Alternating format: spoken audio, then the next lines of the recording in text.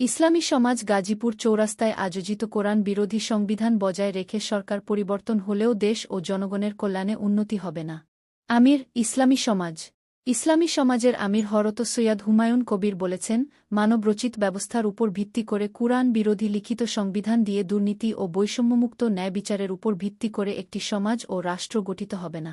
বাংলাদেশ সহ বিশ্বের প্রতিটি দেশেই মানবরচিত সমাজ রাষ্ট্র সহ সমগ্র জীবন ইসলাম শুধু ধর্ম নয়, কুরআন বিরোধী সংবিধান গণতন্ত্র প্রতিষ্ঠিত।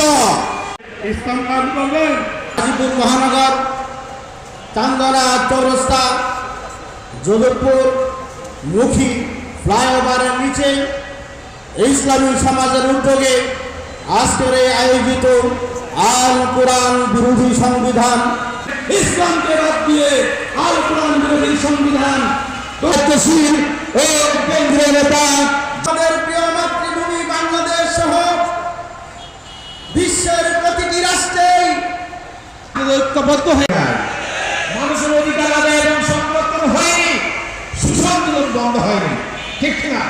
সংবিধান মনোৎপাটন সমাবেশ নেতা কর্মীরা বলে যে শেখ হাসিনা গণতন্ত্রকে হত্যা করেছে।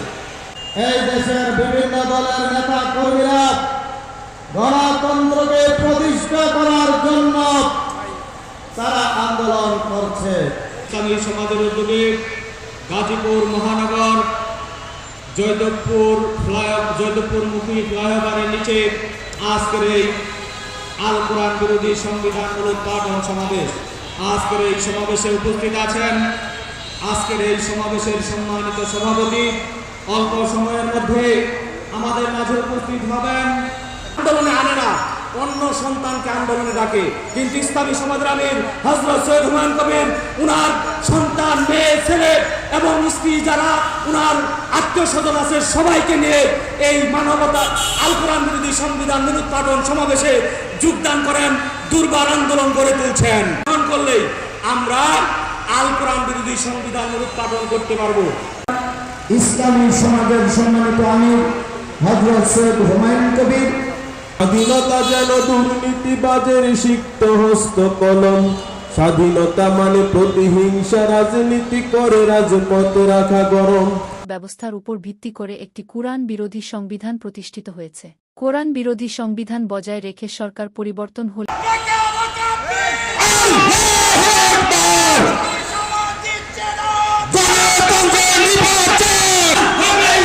তারা ধর্মভিত্তিক গণতান্ত্রিক দল।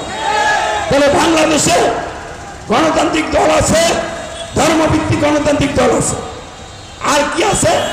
রাজনীতি করে না, ধর্মের চর্চা করে, এরকম দল আছে কিনা? আর হলো ধর্মীয় দল।